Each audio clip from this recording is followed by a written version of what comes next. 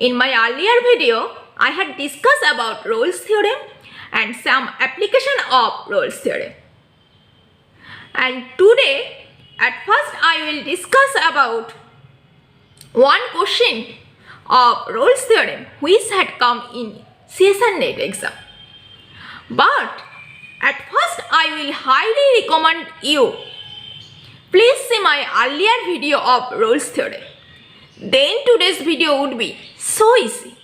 And I have given the link of Rolle's theorem in my description box. Let's see the question. The question is, consider f be a function from real line to real line which is twice continuously differentiable function, and given f of 0 equal to f of 1 equal to f prime 0 equal to 0. Then the option is, first option, f double prime is a 0 function, and the second option, f double prime 0 equal to 0. Third option given, f double prime x equal to 0 for some x belongs to open interval 0, 1, and fourth option, f double prime never vanishes. Okay, and since here given f0 equal to f of 1 equal to 0, therefore we can apply here Rolle's theorem. All of us know the statement of the Rolle's theorem. The statement of the Rolle's theorem is, if a real valued function f is continuous on the closed interval ab, differentiable on open interval ab, and if f of a equal to f of b, then by Rolle's theorem there exists at least one point c in the open interval ab such that f prime c equal to 0. Notice here given the function is twice continuously differentiable function.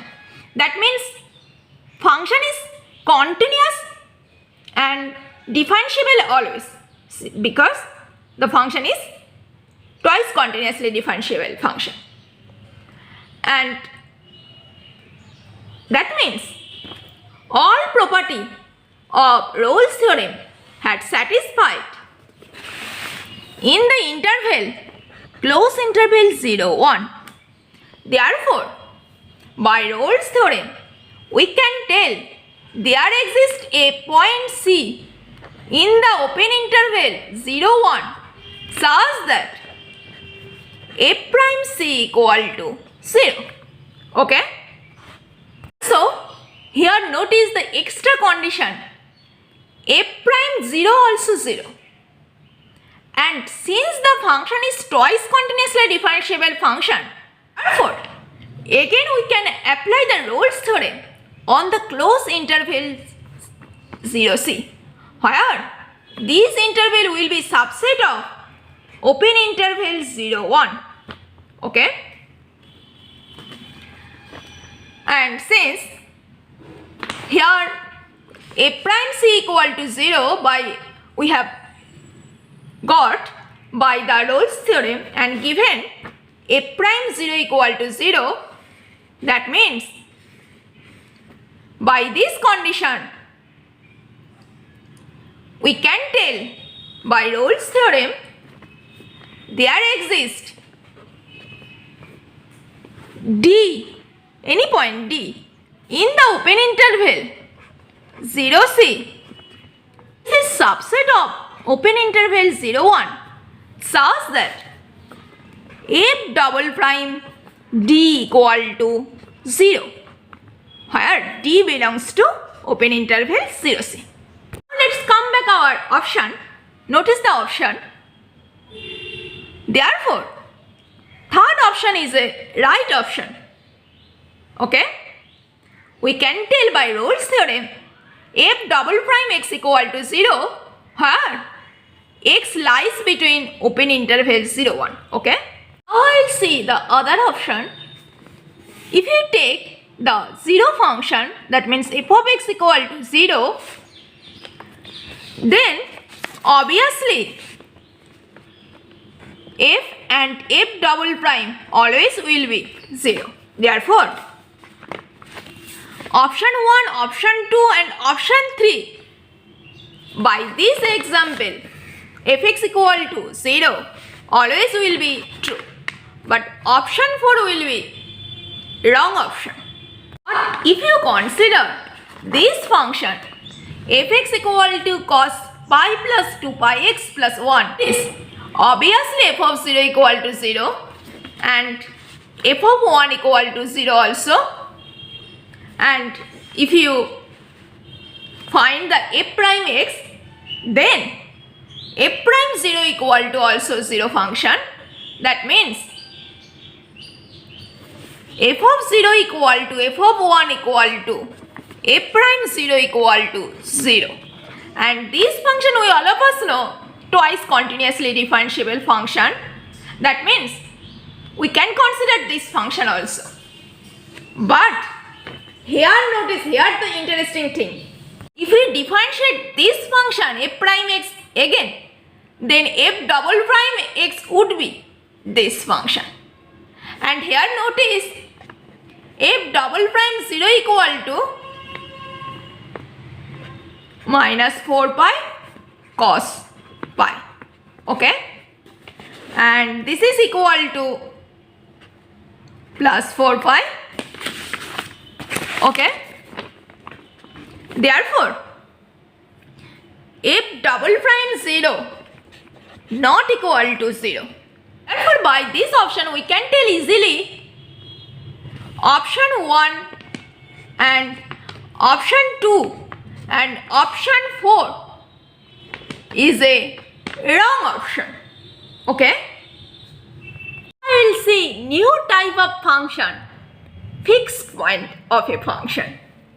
Fixed point means a fixed point of a function, the point of the domain of the function f is value of x such that f of x equal to x. The definition is look like, let's consider T is self-mapping.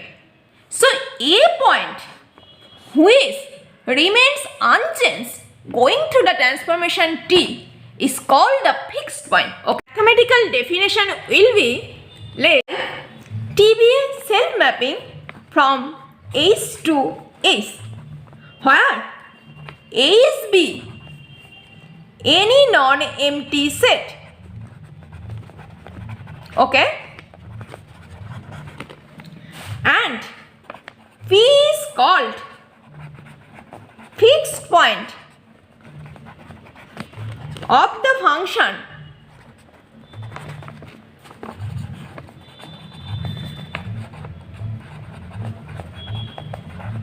if Tp equal to P. Okay? This is the actual definition of fixed point. And the function can have either multiple fixed point or unique fixed point or no fixed point. Okay? Let's see some example of fixed point at first. Consider the mapping Tp equal to P over 9, which is defined on whole real number. Notice here P equal to 0 only fixed point, because here T0 equal to 0. Okay. Now consider one function Tp equal to P plus 1. Now I will see, is there exists any fixed point?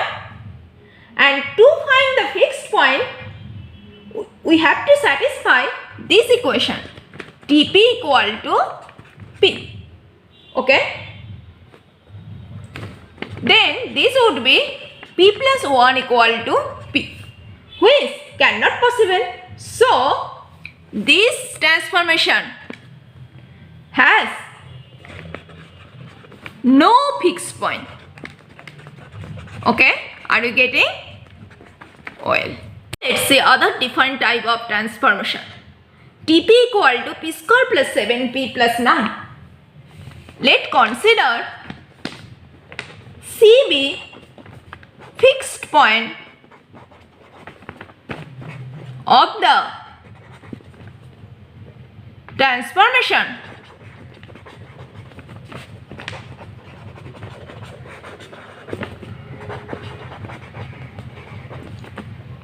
Tp. Okay. Then this always will be satisfied since C is fixed point. That means Tc equal to would be C. And that implies C square plus 7C plus 9 equal to C. Which is equal to C square plus 6C plus 9 equal to 0. And that implies C plus 3 whole square equal to 0. And that implies C equal to minus 3. So, there exists a fixed point at the point C equal to minus 3. Okay. This is one method to find the fixed point. But always you cannot solve any problem by this method.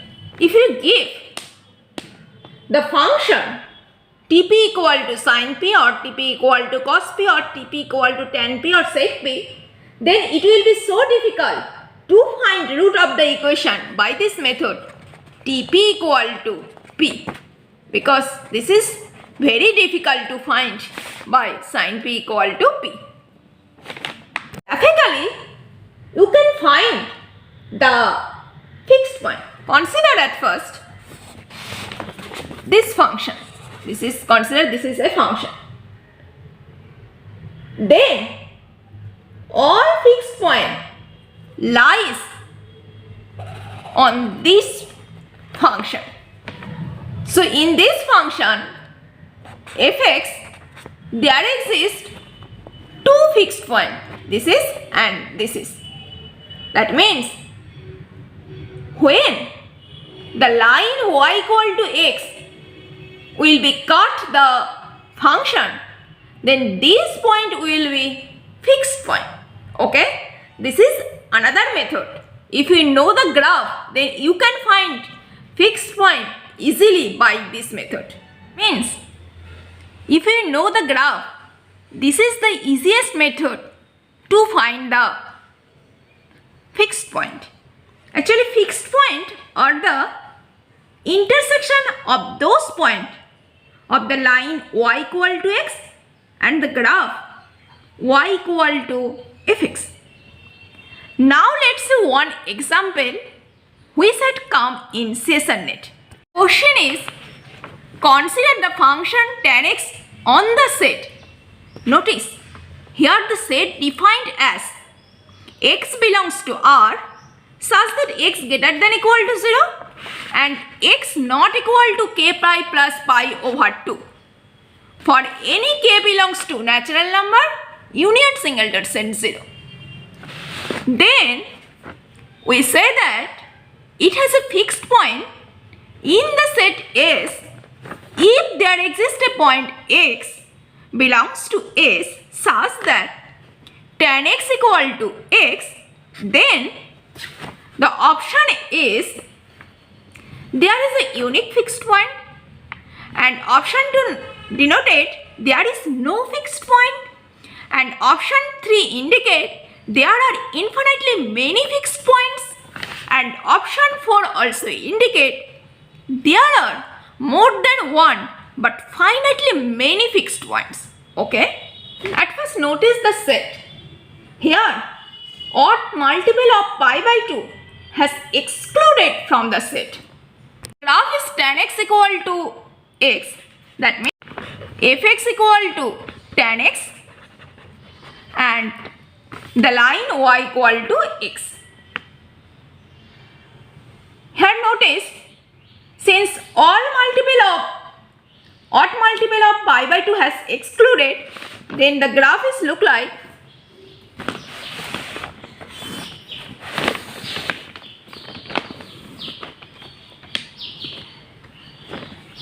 here pi over 2, here 3 pi over 2, here 5 pi over 2, and here 7 pi over 2, and here 9 pi over 2. So this will be continue. And these all are odd multiple of pi over 2. So, this point will be excluded from the graph. Okay. This is our given set S and the function is given as fx equal to tan x, and we all of us know the graph of tan x in the Cartesian plane.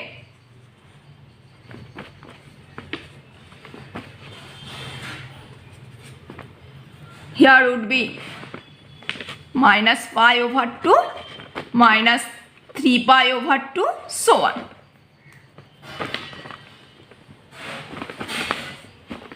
Graph of tan x is always look like this is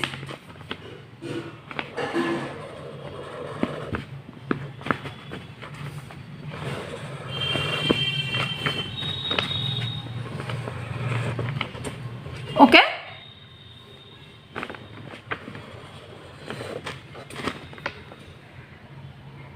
This is the graph of tan x, and if we draw the line y equal to x, this is the graph fx equal to tan x, and this is the line y equal to x. And for the fixed point, we have to find this equation tan x equal to x. Notice the graph. These points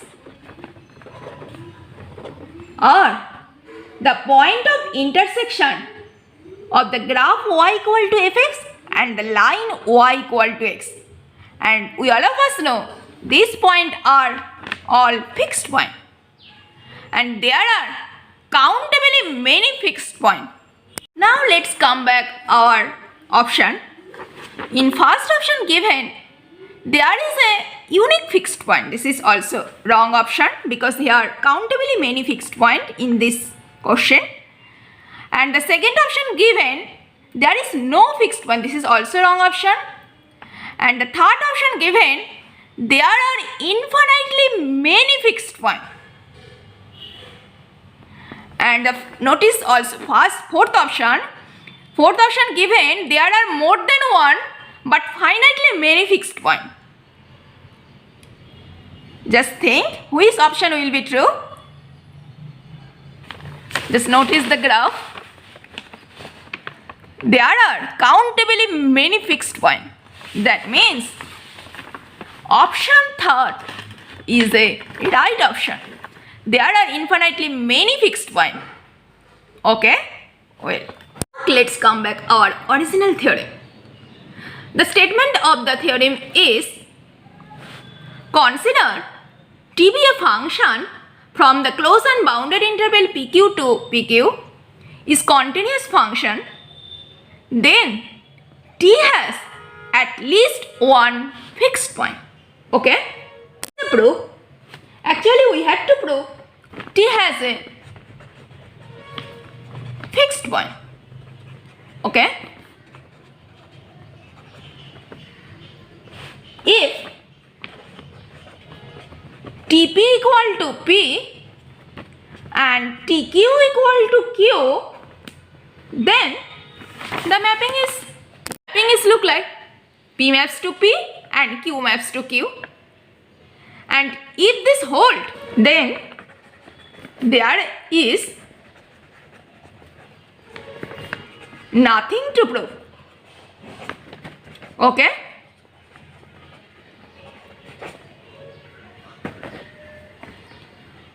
This is always a fixed point. Consider the case 2. Consider TP not equal to P and TQ not equal to Q for all C belong to closed interval PQ. Okay? Therefore, since TP not equal to P and TQ not equal to Q, then graph is look like TP would be considered here and TQ would be considered here. And notice the picture, here domain and here codomain, and here TP not equal to P and here TQ not equal to Q. Therefore by this picture, P less than TP and TQ less than Q. Okay? Therefore, TP minus P, notice the picture, would be greater than 0. TP minus P would be greater than 0 and TQ minus Q would be less than 0. Okay? And this is actually look like the function Tx minus x. Okay? Consider the new function Sx equal to Tx minus x. Now this function is look like this is the Tx function and this is the line x. We have to prove there exists at least one point x such that in this function has a fixed point. Okay? Now we have to prove this. And notice Sp equal to Tp minus P, which would be greater than 0, and Sq equal to Tq minus Q, which would be less than 0. That means Sp greater than 0 greater than Sq. Okay? And S is continuous on the closed interval PQ. Therefore, we can apply here intermediate value theorem. And by intermediate value theorem, we can tell there exists C belongs to open interval PQ such that S of C equal to 0. That means Tc minus C equal to 0, and which is imply Tc equal to C. Okay? If the function is look like, then T has always at least one fixed point. Okay? Are you getting the theorem? Well, I hope after a short video, I have expanded my viewers' knowledge about the fixed point theorem. Well, see you soon in my next video. Stay safe and stay positive always.